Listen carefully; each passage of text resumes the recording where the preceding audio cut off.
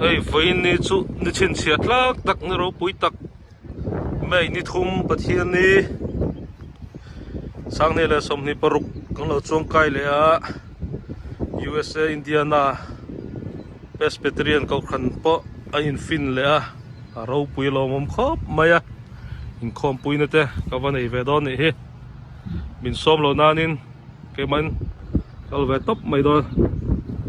Indiana Mizo Presbyterian Church in sui khom le hi aro pui ema USA ta han pa chana tangin kavalom pui ve don ni khom turin lo thir zel don nia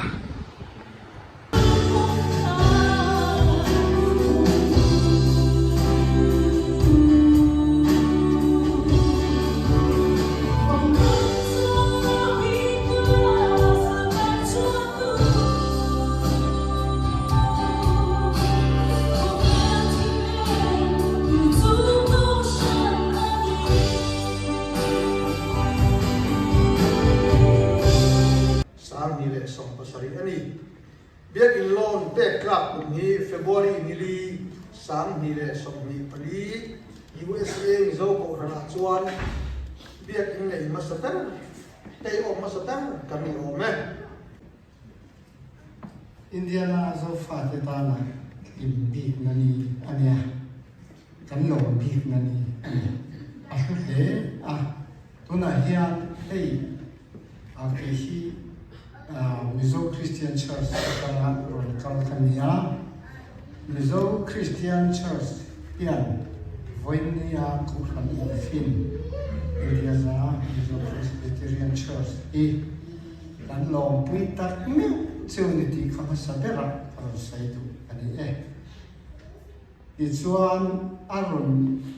kalhi kantam lova voini karon khom ve sotania hello tlang pui to nga asri ve ko la hecha dalal da hawak lo dewa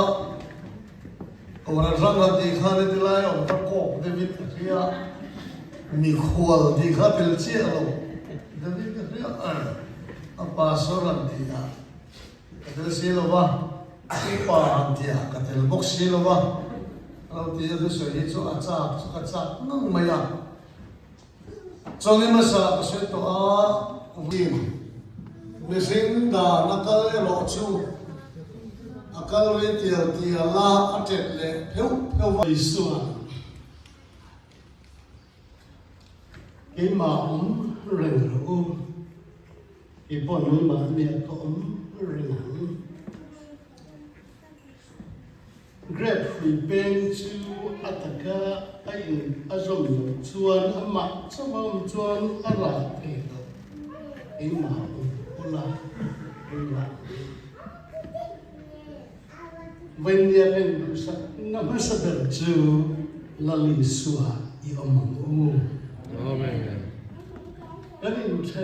than de atang chuan in chan thata the ponitrina Kanin siam lim zel na te po ani na chin te po Da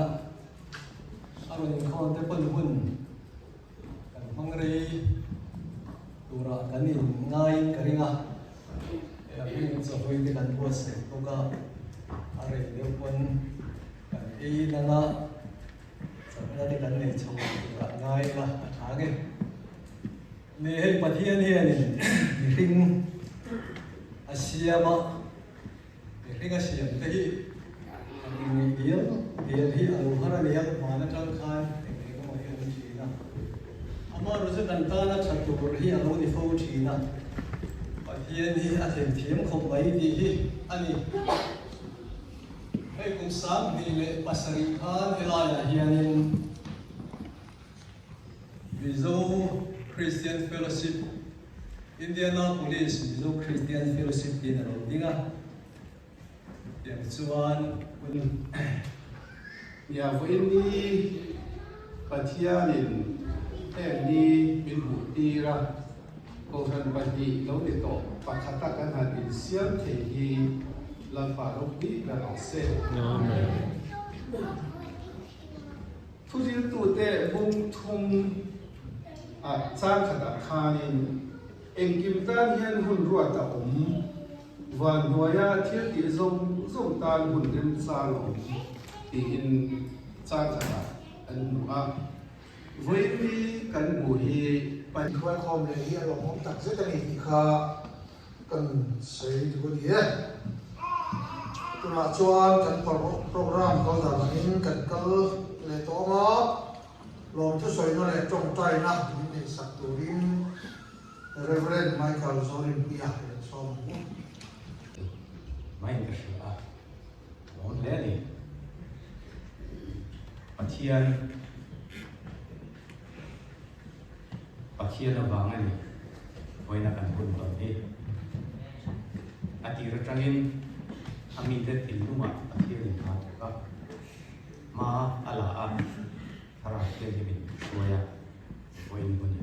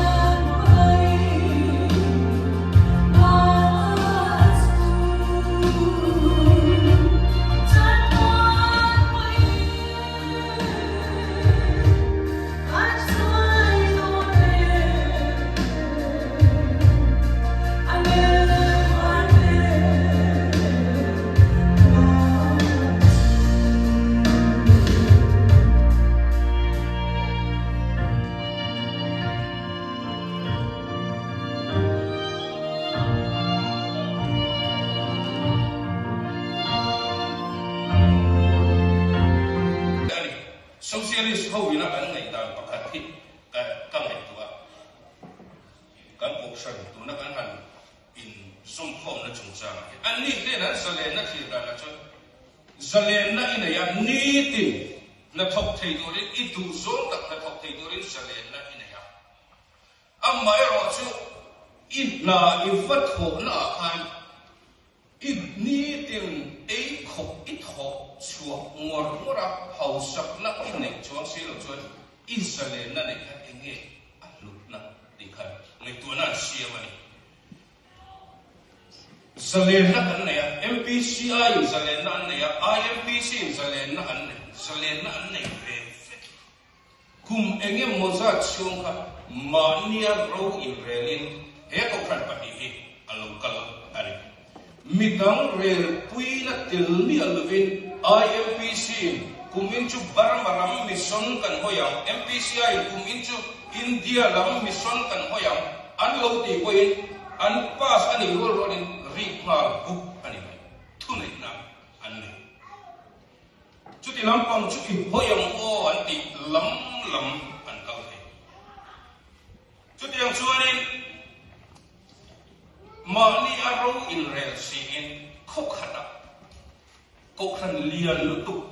ve